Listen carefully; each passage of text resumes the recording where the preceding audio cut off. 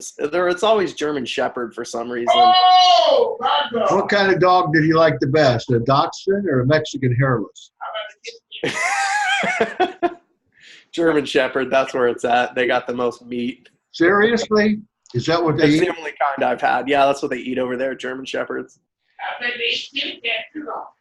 Kitty cat, probably. They eat that in I've Haiti. never had it.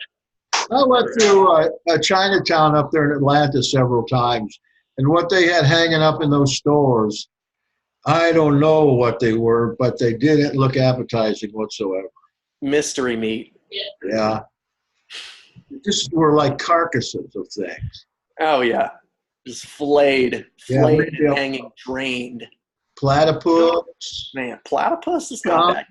You know what? One of the grossest things I've ever eaten in my life was in Iceland, not even in China. Yep. They have this traditional dish over there. It's rotten shark. And the process of putridification, they just take a full shark, and disembowel it, and then soak the meat in ammonia, and then smash it with a huge rock, let the juices drain out of it, and then they hang it in a barn for about 3 months to rot. And the ammonium keeps parasites from growing in it, and then they just chop it up and eat it like that. They do that in the Philippines, too. Have you tried it? Like, if No, you can't eat shark? I haven't tried it, and I won't, but, you know, the Norwegians, still they fix a certain fish, take herring and mix it with lye and let it rot. Oh, you can eat Yeah, that? man. Yeah, they sell it at the grocery store here. Ooh, lye. Lye. Sodium hydroxide. Yes. Wow. I thought that was corrosive. Isn't that why they use it to dispose of bodies? I know. They can't certainly just put lye in there. It's got to be broken down to some extent, I guess. Right. And one thing they have in the Philippines that is absolutely disgusting, and no doubt in China too, is they take these ducks before they hatch. Oh, yes. And right before they hatch, they boil them. Mm. In the egg, right? Huh? In the egg. And the egg. Yeah. They call it balut. Yeah, it's terrible, disgusting. It is disgusting, but in the Philippines, it's everywhere. You see people eating it everywhere on the streets. And I saw them doing it on TV or on YouTube one time, crunching the head and all this bloody stuff coming out. Oh, man, it was disgusting. Do they have the 3 squeaks over there? What's that? It's this dish where they eat live mice fetuses, and they call it the 3 squeaks because it squeaks once on the plate, once in your chopstick, and once in your mouth, and then it stops squeaking. Yes, I've seen that, but I saw it on YouTube. I was looking at Strange Foods of the Orient. That is demonic. So disgusting. It's demonic for sure. Yeah, you should never eat a live animal. No. Eat anything. Except an oyster. And you know that slime that's on an oyster? That's blood. Really? Yes, that is blood. Damn. So, Well, it's so foreign that you wouldn't know. yeah, right. You know, that's the only thing that makes human beings uncomfortable is anything that's too similar to their own anatomy. That's for sure. How about monkey? Yeah, I've never had it, but they have this dish in China where it's a very rare delicacy. They have a special table with circular clamps, and they clamp the live monkey neck into it, and the brain is eaten from the live monkey's head. What, while it's alive? Yes. Yeah. Thing to do it, yes. They do that in Korea. Oh, really?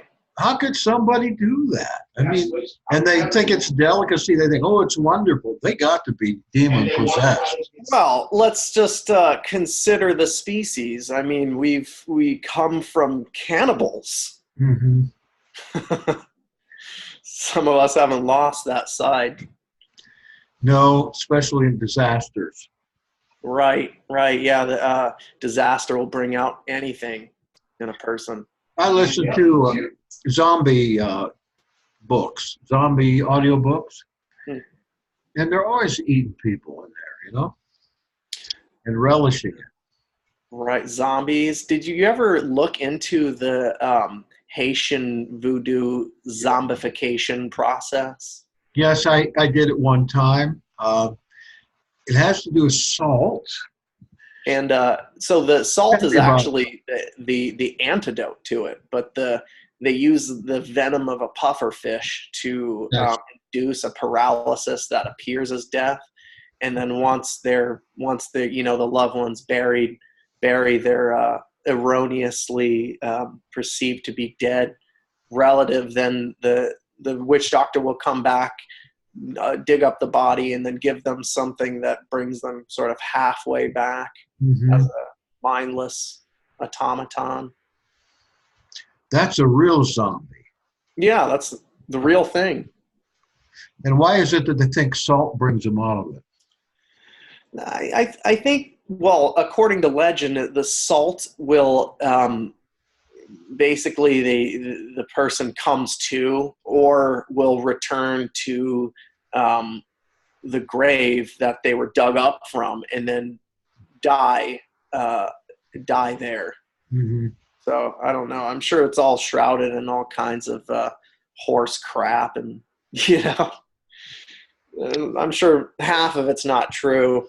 Is that why they put those graves up above ground?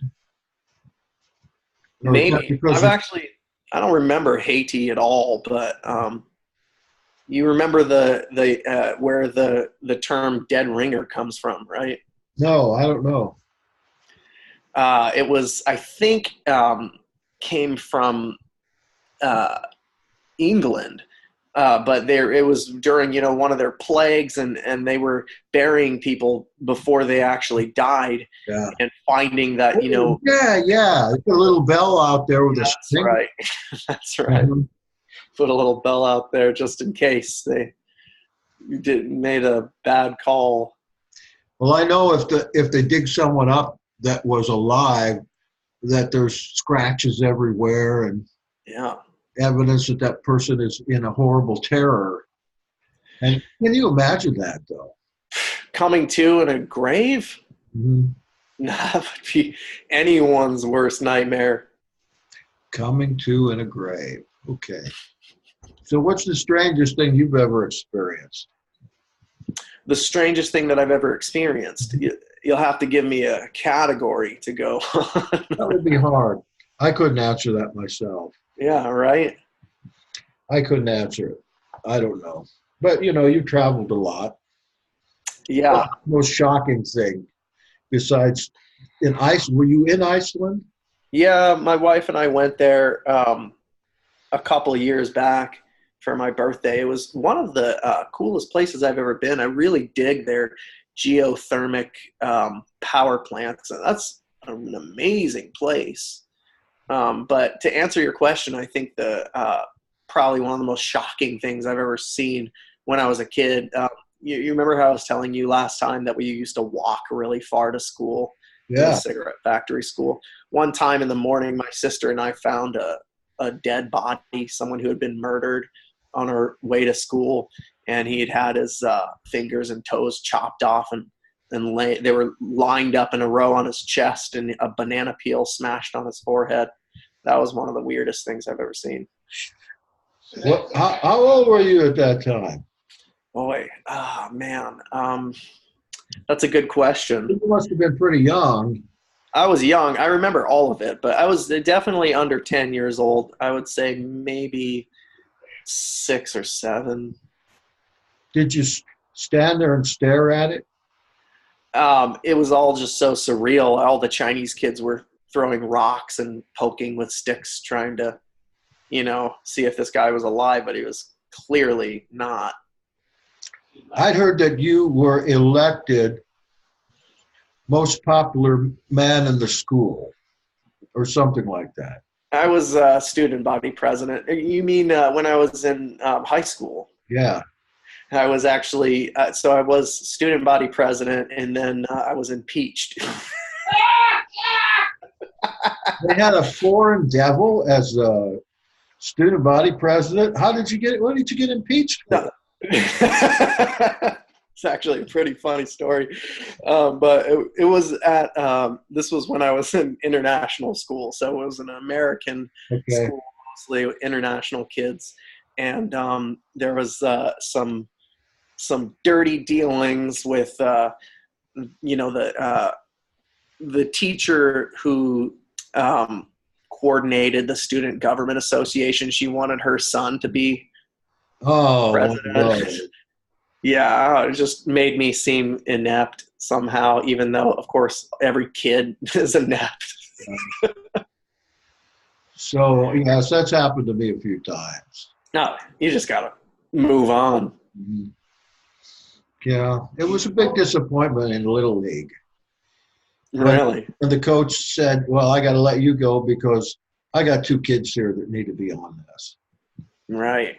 Yeah, What's life without disappointment? that's right. I'm not disappointed anymore. I just a matter of every day. Yeah, it kind of pulls you into a deeper sense of realism, right? I mean, if you won everything and got everything that you ever wanted in life, that would be a pretty weird life. You would have totally unrealistic expectations. Mhm. I think that's what's wrong with a lot of people, to tell you the truth. Oh yeah, I mean, this is it's social media, 100%. Oh, People are putting out these fake avatars of themselves, only displaying the best parts of themselves and taking the best angles, and then people are looking at their profiles saying, well, what's wrong with me? Why aren't I this attractive? And why aren't I this happy? Why am I not traveling to all these places? I frequently get solicitations on Facebook from beautiful women, and then you go out there and see, and their friends are all old men, and all their family pictures are Africans. It's African people that are using Facebook to try to get money, I guess. Or trying to come overseas or something? Or Yeah, especially people in like Liberia, right. and, Nigeria, yeah. Interesting. Why would they put up a magazine picture of a woman and then show all their friends, running around a campfire or in native dress? So it's not them? Are you saying their profile photo is not them, but then the pictures that they post are them? The pictures are not them. It's like they take pictures of beautiful women, sometimes naked, and they put them on there, and they bait all these old guys. Their friends are all real old guys. You see, that's all their friends. And they'll come on and they'll say, well, hi, handsome. What you doing? Catfish. They're called catfish accounts. Exactly. Catfish? Yes. Yeah, you never heard this term before? Because they're unclean? No. No. Actually, I'm not sure where the word or the term comes from, but maybe whoever is hollering back there can fill us in. That's the Bishop Ragesh back there. Bishop Ragesh. Hello. How are you? I showed you a picture of him. Oh, good. Sent you one in email. That's where I am today with these guys. Nice. Mm-hmm. They look like nice people. They are nice. Good. I know. They're both blind as bats. I can run around here naked. Makes no difference. And at times I have. That's okay.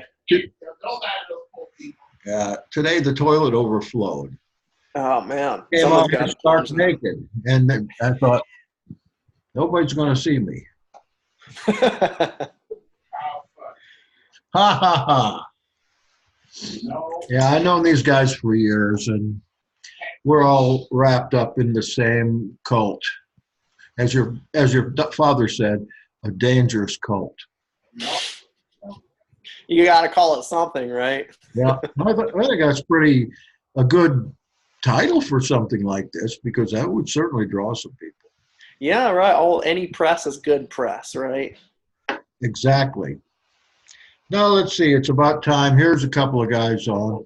Schober and Simpson have come on, so maybe we ought to start this officially. Did you bring your box with you? I've got, I'm surrounded in boxes over here. Okay. All right. Thank you for coming.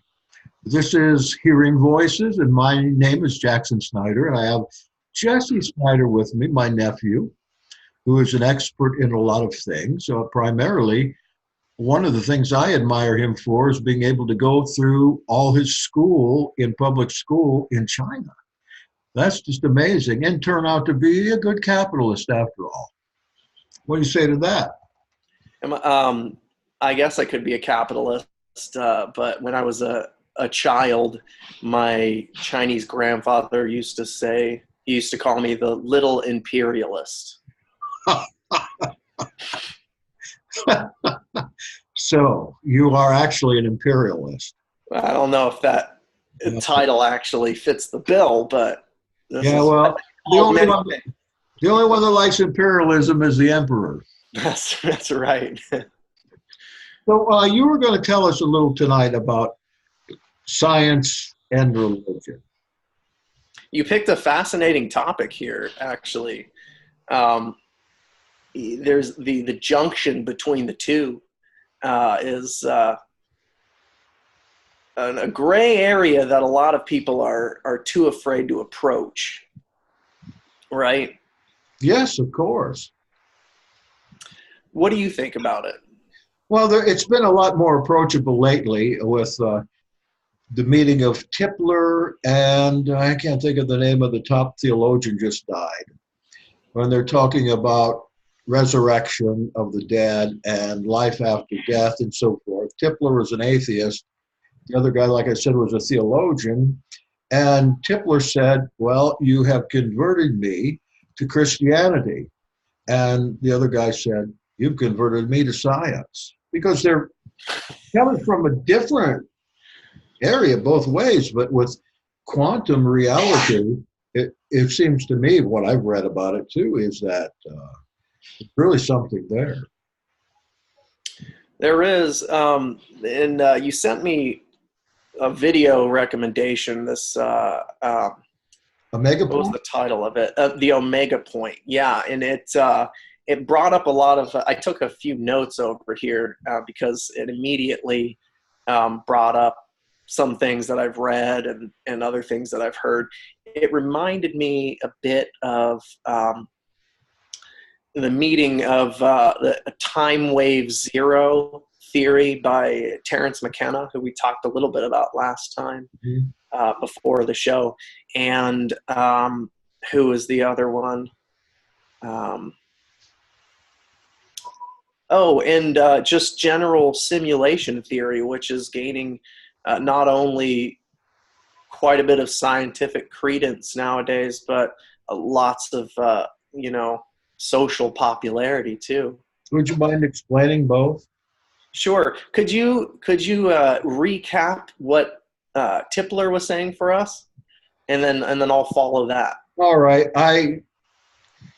I read his book, The Omega Point, some years ago. It was full of calculus equations and so forth, but primarily what he says is that on the end point, all people sometime in the far distant future, when all information has been received, all information, then we will end up being simulated, everyone that ever lived, simulated again in a gigantic,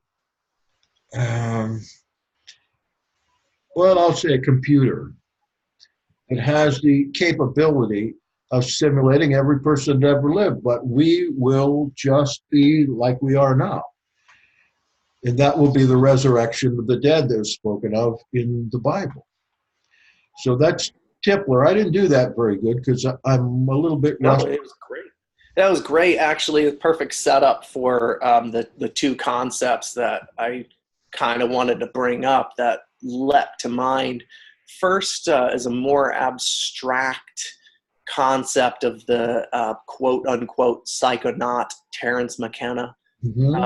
He had probably a mushroom induced concept that he developed quite in depth called time wave zero. And in it, he posed that a fractal model of time. And he had this sort of interesting statement. Let's see if I can get it right or not without looking. He said, if time were space, if time were space, history would be a cobweb. So that takes explanation in itself.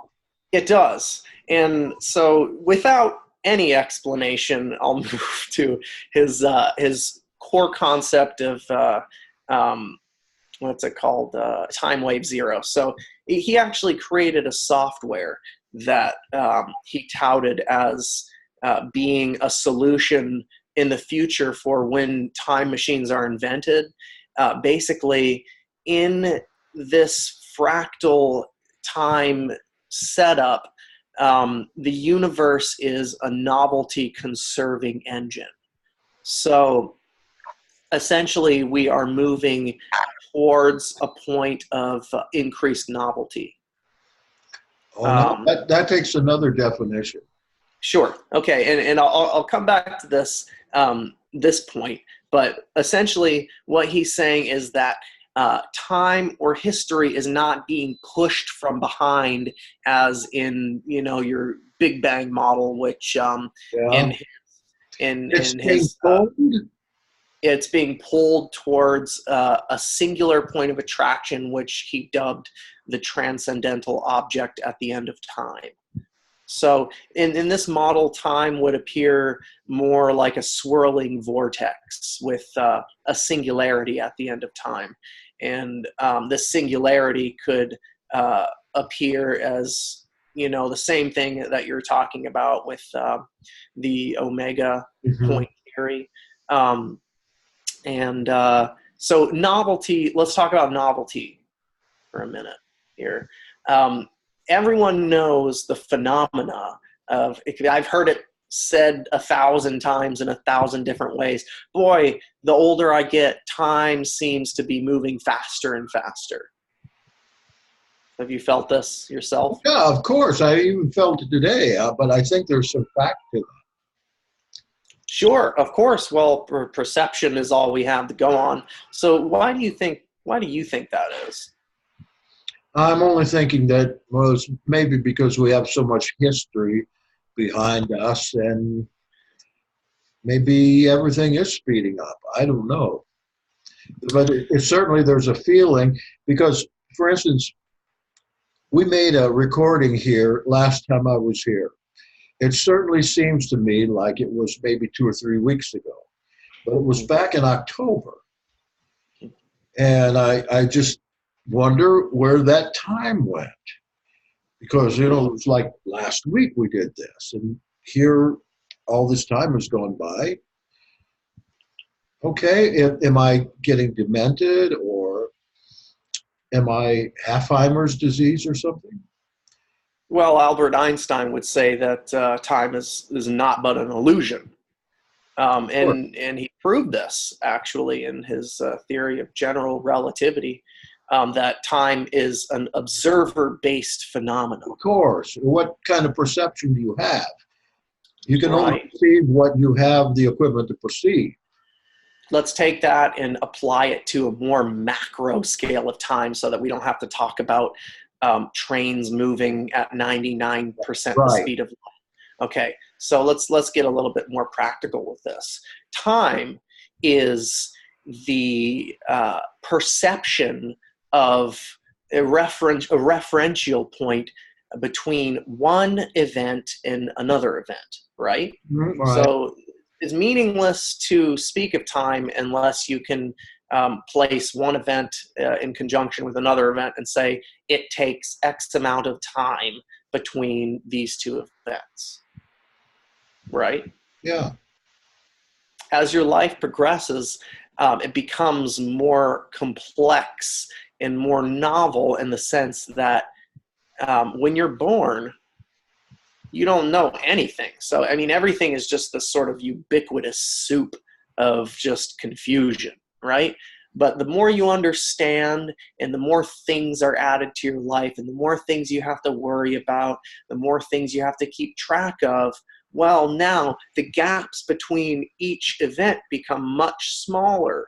And what we get is a more granular resolution of time as we get older. So this could be a potential answer to why time seems to speed up as we get older. I mean, you could even look at it on a grand cosmological scale. So at the beginning, you know, if we subscribe to the Big Bang, which is a ridiculous, but, you know, it's a ridiculous concept, but, you know, it's what we have to go on. So at the beginning, there weren't particles like we see here, solid particles and differentiation of particles and working fields. What we had was essentially just a plasma soup.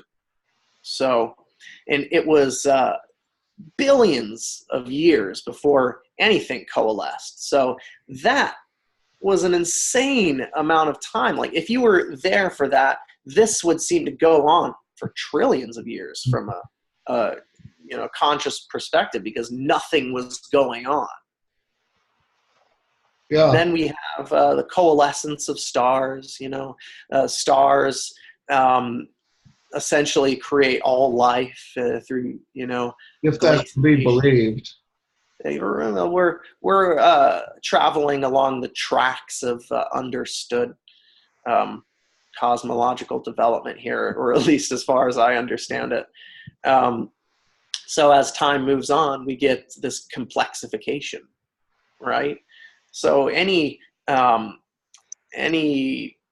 consciousness that might have been observing the universe from its very beginning up until this point would probably perceive it moving faster as well. Oh, yeah. That's a good question, though. Was there any? And, you know, I've also heard lately something that makes a lot of sense to me, and that is things don't exist until you observe them. I think we said a little about that last time. Yeah, well, for sure. What did Einstein say about that? Well, Einstein, he didn't want to believe it, I think. And I think there's a quote from Einstein where he said, "I'd like to believe that the moon is still there when I'm not looking." Right. Quantum mechanics would, they would say otherwise. Are you aware of the double slit experiment or the... Yeah. You want to try to explain that? I've tried many times. I can. Go ahead. So the double slit experiment and its following cousin, the what's it called? Quantum eraser experiment. So in the double slit experiment, I've actually performed this experiment myself in this room up here.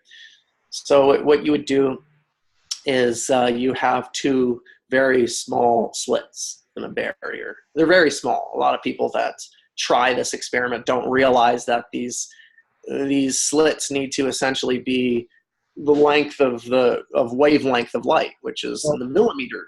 That's because whenever it's shown in models, that you see a rather big slit there. So I think that's... Otherwise, you wouldn't be able to see it in the video. I wonder if you could really be able to see that slit, because, yeah, essentially you need to just have one photon go through there, right?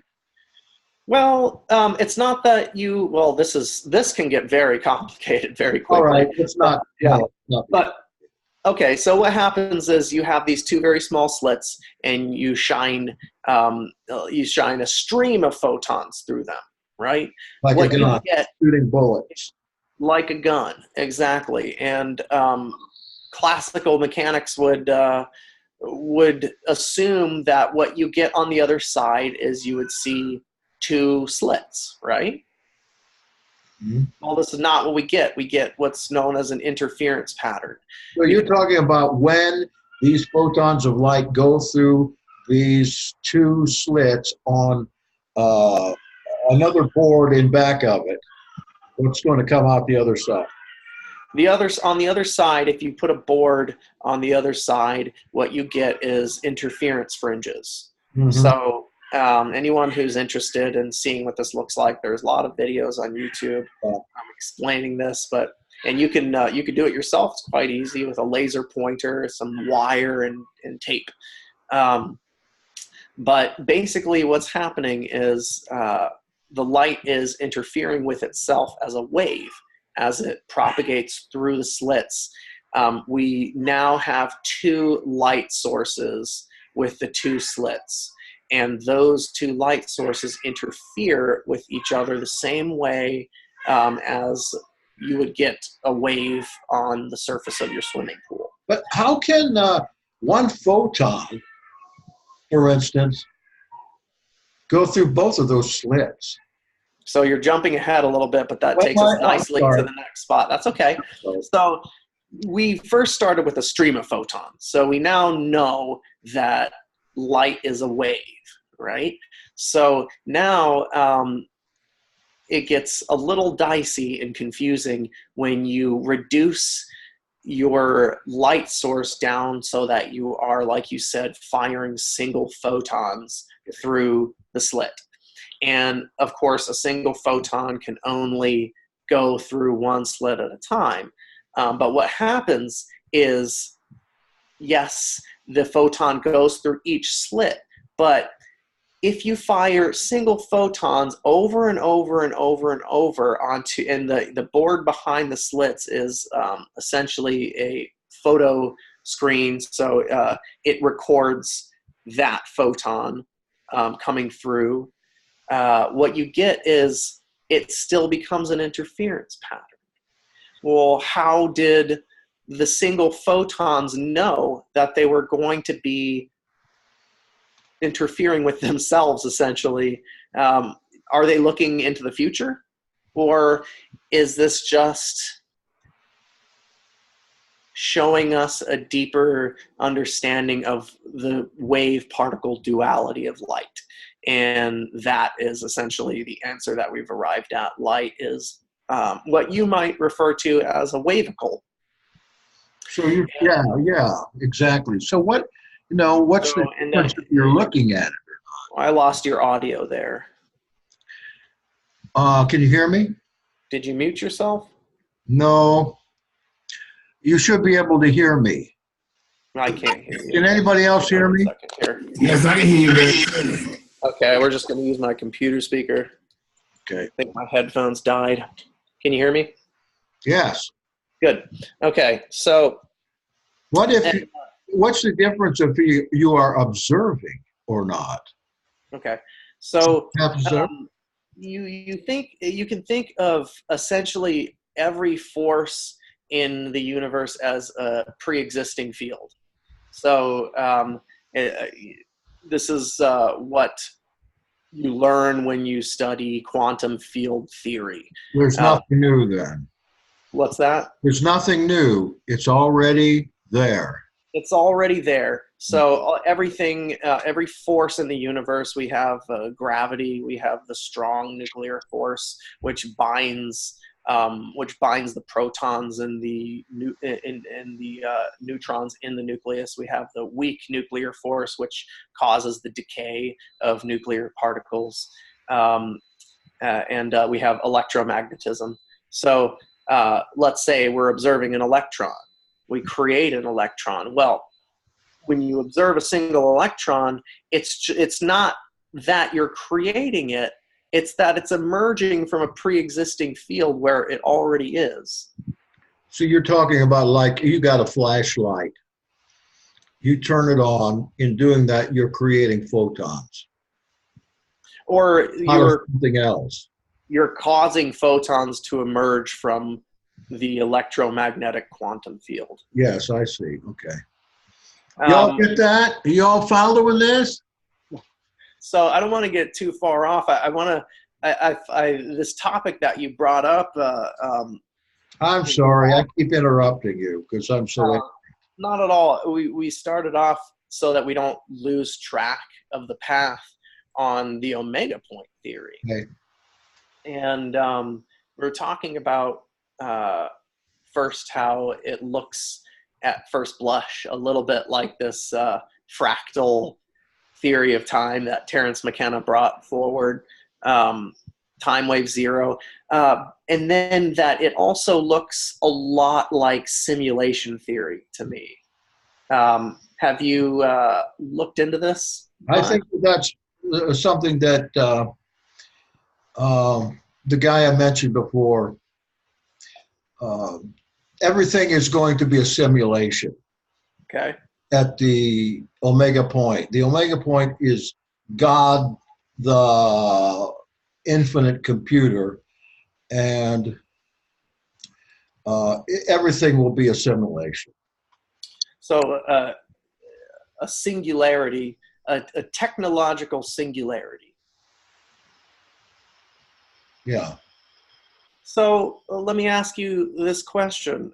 What's stopping it from being a simulation now? Because all the information that the entirety of all information has not been processed yet.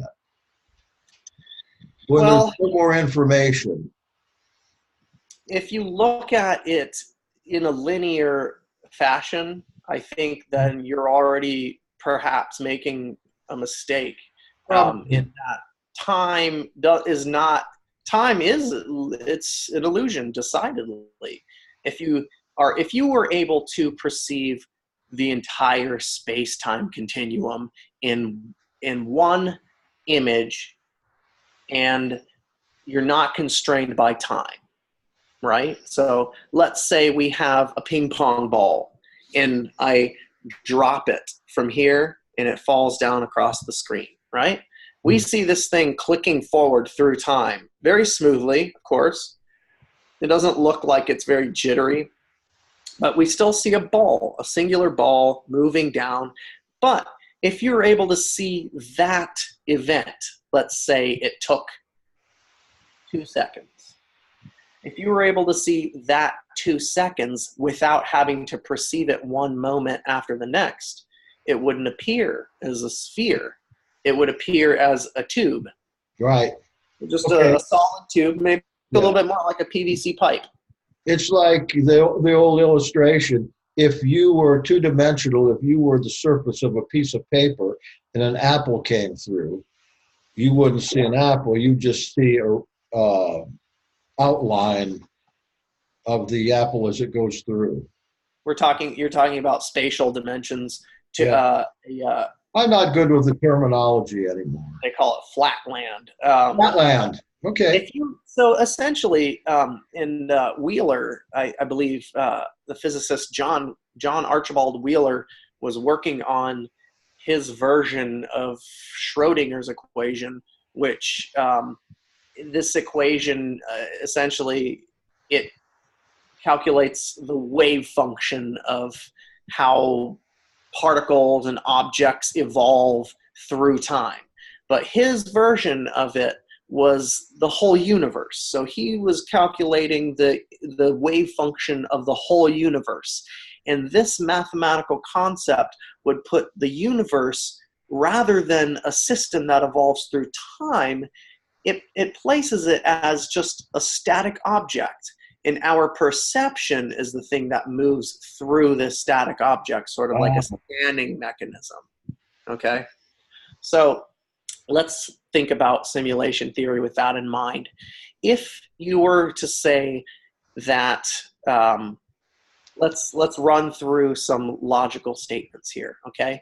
Let's look at the 60s, right? The 60s was when the first computer game, the first graphic computer game was released, right? Pong? I remember it well. Okay, so it was just two little paddles moving like this on the screen, and then one, right? And we fast forward, 50, 60 years later, we're 60 years now, it's 2020. And what our graphics are photorealistic. If you've ever put on a VR headset and played a first-person shooter game, it's mind-blowing. We're already at the point where people are having issues once they take these things off, differentiating what is reality. Mm-hmm. So let's take that frame, okay? That's only been 60 years. That's nothing in the grand scheme of how long the human race has been around. So technology moves exponentially faster than biological evolution. It has an asymptotic behavior to its increase. So let's say that the human race is around generously for another 10,000 years, okay? At some point, and I would venture to guess that it won't be long, it won't take 10,000 years, we will create simulation technology that is 100% indistinguishable from the reality that we experience right now. Yeah, definitely. So, I mean, this is not really reaching even. If you search, there's some new game engines like the Unreal game engine. You'd be hard pressed to tell the difference. It looks like just like you're strolling outside, except they can modify things and change the light source. It really is a trip to watch. But let's say that that technology at some point is created and before the human race is obliterated. So if we look at these events, statistically speaking, let's just talk straight numbers. If at some point this technology will be created, then we are already living in a universe where it has been created, and statistically speaking, it's a far greater chance that it already has been rather than we are living in the novel single point in time where everything that we experience is being done for the very first time. Because once this simulation technology is created, they will work and work and work until it becomes easier to run multiple simulations.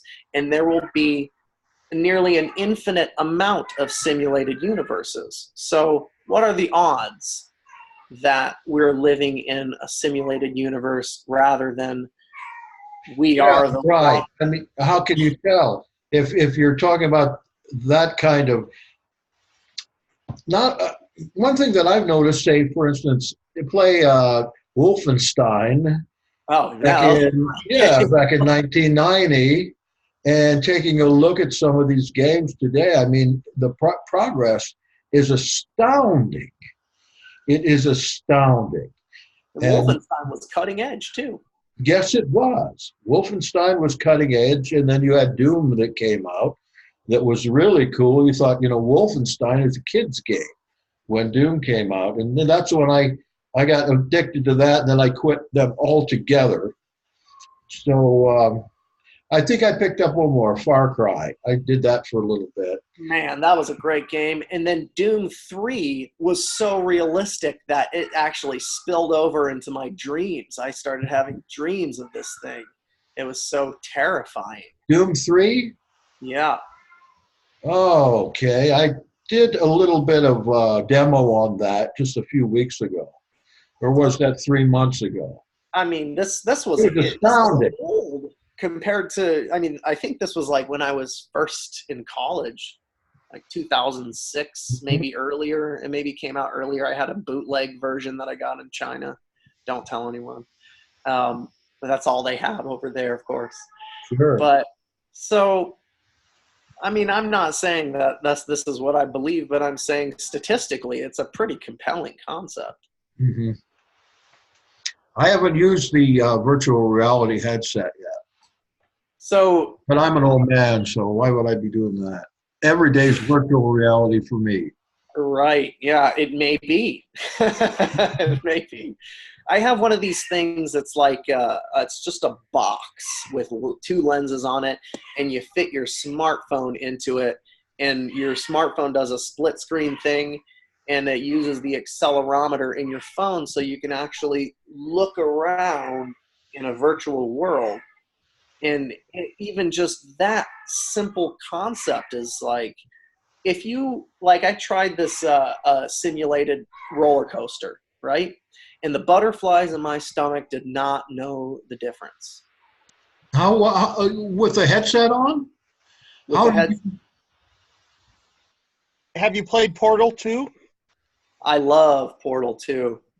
I have Portal 2 is pretty good because you wind up flying through the air and you're so much in the game that you think you're flying through the air. yeah, that's an amazing game. I bet that would be twice as good with a VR headset too. should I be taking notes here? Portal 2, you got Yeah, to get because yourself. I'm at the point where everything seems to be a simulation. Absolutely. I Well, want to make a note of that. Portal 2. let's dog ear that real quick, because there's a lot of there are a lot of respectable scientists that are not scoffing at this concept, because Elon Musk, we have Neil deGrasse Tyson, we have essentially when they look at the most basic, the smallest constituents that you can look at right now, we don't even really find particles. We find what's known as rows of Boolean algebra, true and false statements. Ones right? and zeros. That's right. So it's like the way that logic gate circuits work. You input a true. You have only two things you can input: true and false, false and false. We used to call that an expert system. Okay. So, and then depending on the mechanism that you're that is doing the computation, you get a result on the other end, which is either true or false. So we look at that, and we have basically what is substrate independent complexification. So let's say quarks create the nucleus, and the atoms create molecules, and the equations that they use to describe the behavior of molecules cannot be used to describe the behavior of atoms. The equations that we use to describe macroscopic systems can't even be used to describe the Brownian motion of molecules. So what we have is basically different laws of physics that govern different rungs of complexification. Simpler systems that create more complex systems, that create more complex systems, that create more complex systems. So if you look at what we were talking about here, the omega point, it's quite interesting actually. What he's talking about is the emergence of general AI, artificial intelligence. So, and a lot of people are talking about this, right? Because it's not, but I think that where he's driving at with this concept is that human beings are uploading their consciousness into software. That's what he's saying, right? So he's saying in order to make ourselves immortal. It's the only thing that we really have to illustrate what he's talking about. Right. Computer software. Okay. So, and he said in this quick interview that I watched before the show that that is what the omega point is. It's at some point in the distant future, human beings upload their consciousness into software, and then we all merge into one singularity of intelligence. I mean, I guess I can see that, but what seems to be more forthcoming at this point, because when was that? Like, was that in the 80s? Was it the 70s? Yeah, it was 20 years ago. Okay. So we now have a slightly more clear picture of what's going on. And the human race is essentially, I've heard it put that we are the biological bootloader for AI. So if the human race is the cocoon and the chrysalis, then the butterfly is general AI. And it will leave the human race behind, because not only will we not be able to keep up with this infinite intelligence, but we won't even be able to relate to the way that these thought processes are going on in single instant. So, were you about to say something? Yeah, I think I got a couple things to say. Go First ahead. of all, I don't know how your signal is here. Things turn red. This is inevitable. This is inevitable. It's going to happen, and it's going to leave us behind. I think what the novelists these days deal with is that intelligent going to be good? Is it going to be bad? Or is it going to be neutral, somewhere between the two? Is that intelligence going to be intelligence? Now, Tipler sees that as God. Second thing, when I was in the college and learning computer programming, this was in the late 80s, mid to late 80s, I wrote an expert system. It was for identifying excrement out in the woods. You start out with, does it have hair sticking on it? Yes or no? Okay. If yes, it's got hair sticking out of it, you go to another set of yes and no. What does it smell like? Does it smell like cabbage? So you follow me? Yeah. Yes or no? No, it doesn't. No. It goes to another set of Boolean choice. Does it have worms in it? Etc. Now, that was supposed to garner a little bit of humor. The last thing I had to say was that I think that I have lately been seeing my life as a simulation. And I can tell you one thing about that. It's a lot better to see your life as a simulation than it is to take everything so seriously. That's for sure. Uh-huh. It's all a simulation. You know, your car breaks down. Oh, so what? You know, this is a simulation. Cars come and they go. You're out of money. Money comes, money goes, money comes again. So what?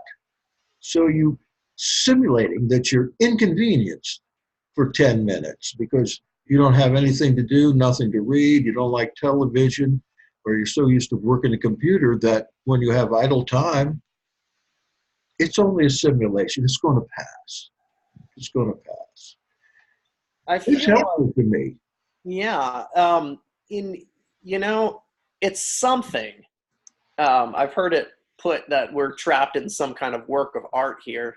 But it could also be that the word simulation is a convenient one for us in our day and time, because we like to use the nomenclature of our day to explain things that are beyond our understanding. Well, how about this one? Take a look at my picture there. What is that? I'm generating photons. Okay, I don't know exactly what the process is, but photons are being generated. So I'm kind of thinking I'm on the right course. Well, you're on the right course. Have you, when we're talking about faith in the Yeah, physical, yeah. You need to get on with the faith part of it. yeah, I mean, this is where we're driving towards all of this, Look, right? this is my show. I can say anything I want. Totally. Okay, go ahead. What you have for? Cool with that topic. Actually, it's a fascinating topic, and it's been pontificated upon since the beginning of pontification, right? Yes, of course. What connects mind to body? How is it that, we can say, I think, therefore I am. So a mind that thinks about itself proves that the mind exists, right? So we know that. That's what's said. Yeah, I think, therefore I am, but I think that is pretty much debunked these days.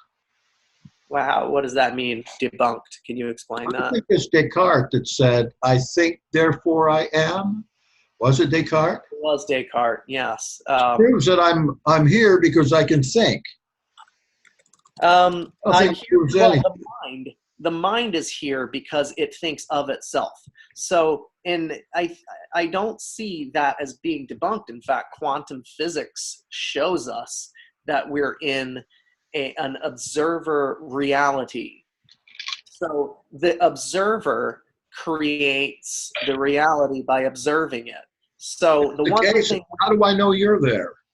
Well, you could take the solipsist approach, that's for sure, but it could just be one singular consciousness. But it's hard to look at the physical and say, I see, therefore it's there.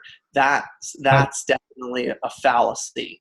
But we look at, okay, if the mind exists, and maybe it's just one mind.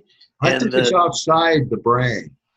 It could be. You could be tuning into consciousness, and consciousness is more like a quantum field, just like photons being revealed rather than being created.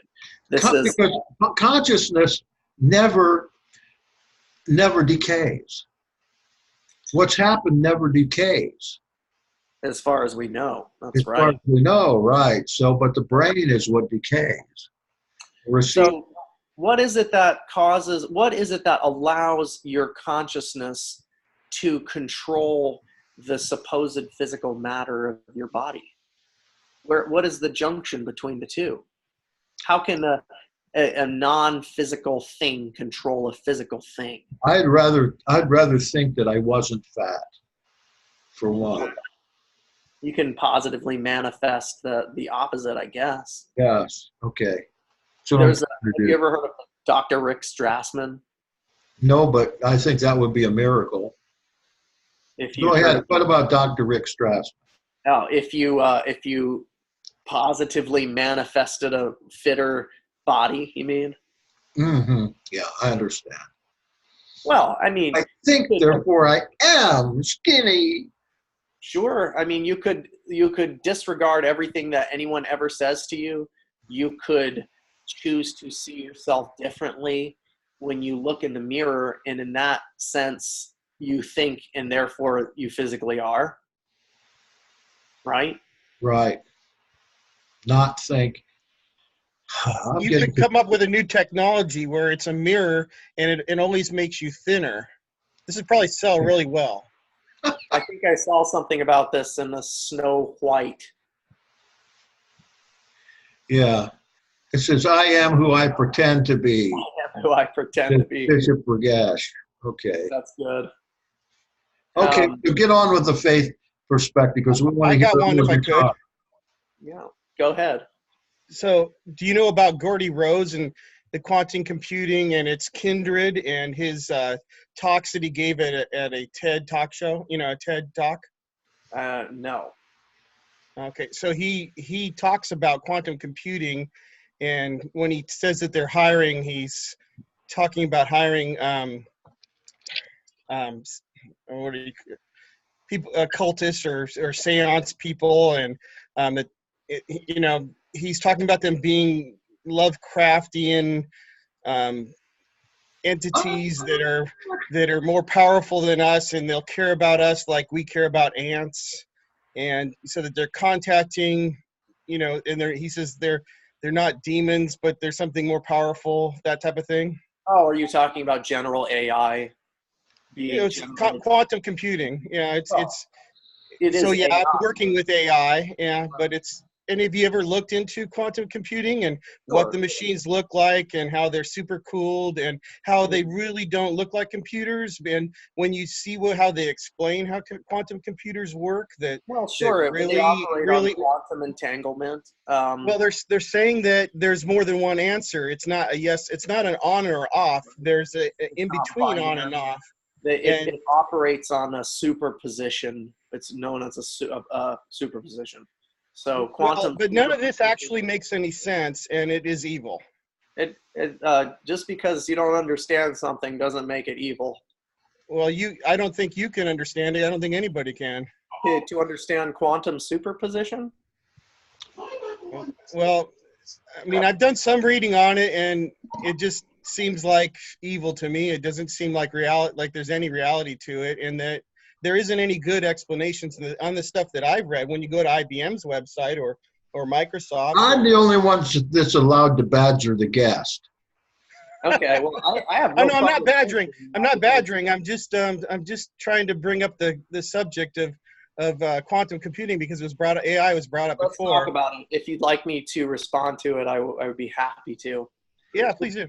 Quantum computers they would be essentially the only way to run something as demanding, as informationally demanding as that artificial intelligence, general AI would need. Quantum entanglement, it's a very simple principle, and the way that it works is that if you split a single photon, let's say you have a calcite crystal, Iceland spar calcite will do just fine. If you fire a single photon through, let's say you fire 100 single photons through a calcite crystal, and typically it will choose one way or the other, right? As the crystal splits, has a beam splitter, but essentially what's happening is a certain percentage of those 100 photons will go both ways at once. This is a aspect of the quantum. It's very very heavily studied right now, and it's used for not just quantum computing. They use it for let's see, I believe that they use quantum entanglement also for quantum cryptography, which is also being used to create a unforgeable money. And let's see what else. At any rate, it's not only being used for quantum computers. And just like you said earlier, Jack, it's not about good or evil. It's about how the human being is using it. So the human being himself contains both good and evil, and that is the dichotomy of man. And each person has percentages, just like the percentages of each photon fired through a calcite crystal will behave one way or another, almost unpredictably, and look at it in a quantifiable sense ratio. That's a good Essene concept right there, yes. Each person contains a ratio of good and evil. And it was put interestingly by Alan Watts. Have you ever listened to any Alan Watts before? He said, humankind is a curious combination between beneficence and rascality. A man with no rascality would be like a soup without salt. Ah. It may be true, it may not be true. But I kind of tend to agree with that.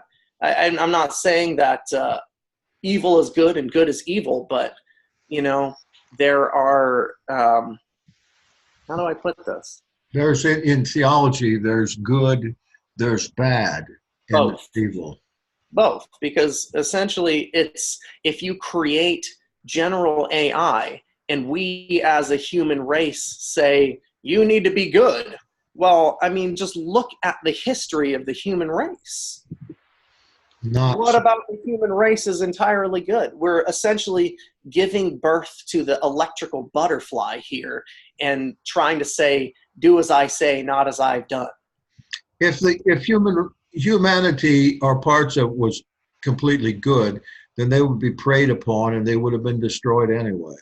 Also true. You have to have some teeth to be able to defend yourself. So there might be another category that need to be a good person that's not afraid to do something that would be considered evil in order to bring forth good. Right. I mean, there's obviously been some pretty hard to talk about examples of that throughout human history. And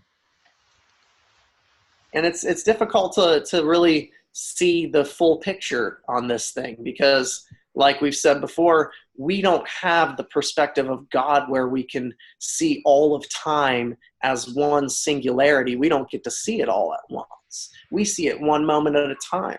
So our actions today, though they may be, you know, frowned upon in the moment, we don't know if that is going to lead to something that needed to happen. You know, obviously this can be debated all day and night, but we don't get to see time like that. So we trudge on, right? And we do science for the sake of science. God has put us on this world to be curious about it, I think. And I personally don't see anything wrong with exploring the quantum. It's part of the domain that God has given us domain over. Okay, let's bring you down from the heights and ask you a practical question that is always on people's minds in the same realm. Mandela effect. Okay. You mean I call it the fake Mandela Burger King logo appearing different than you remember it? Yes. Could it have been different? They say that it's a sign of a glitch in the matrix. Yeah, well, maybe your doppelganger from the planet Zebra traded places with you all of a sudden. So if consciousness really is a singular field, it's possible that in what's known as the level 1 multiverse, your doppelganger is bleeding over into your perceptual frame. And let me explain the level 1 multiverse thing because it's fascinating. So let me ask you a question. Do you believe that space goes on infinitely? How can you say yes or no to that? I mean, well, you just take a stab in the dark. Yes, I would say yes. Well, sure. It makes sense because if it ended in a wall, what would be on the other side of the wall but more space? So, okay, we make this general assumption that space goes on forever. So we must look at space from a statistical eye and say that in all of the matter that exists in infinite space, there are reiterations, statistical reiterations of everything at certain rungs.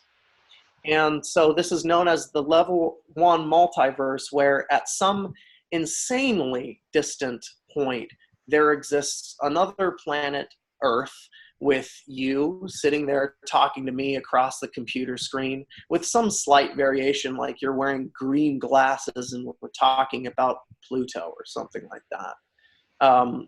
So this could be, you know, if consciousness is a field, like as everything else is a field according to quantum field theory, then it could be that there are certain points at which resonance can, you know, create some sort of interference effect where you perceive something that another you perceives, so on and so forth. That's good answer, because who can say? To me, I have never had that kind of memory.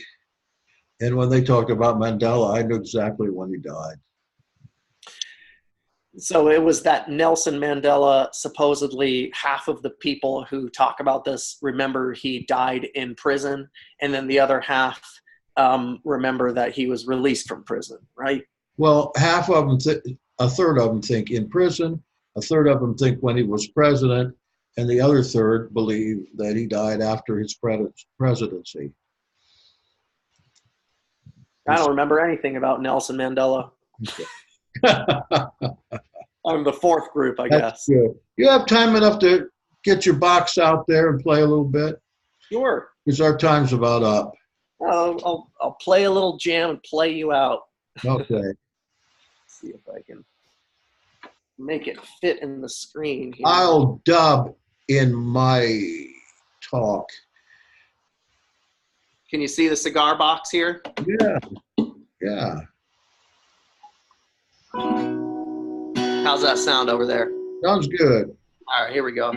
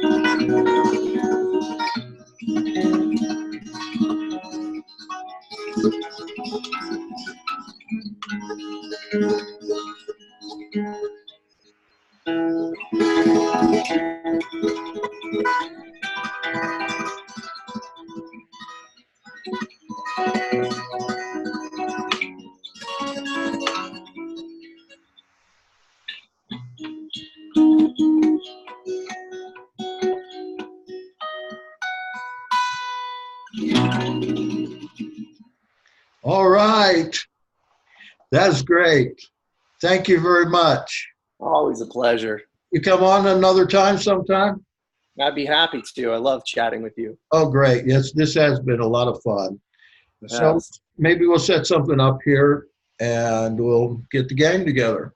We'll choose a less difficult topic next time. It's challenging. It was challenging. That's half the fun. Thank you, Jesse. My pleasure. Thank you all for coming. See ya.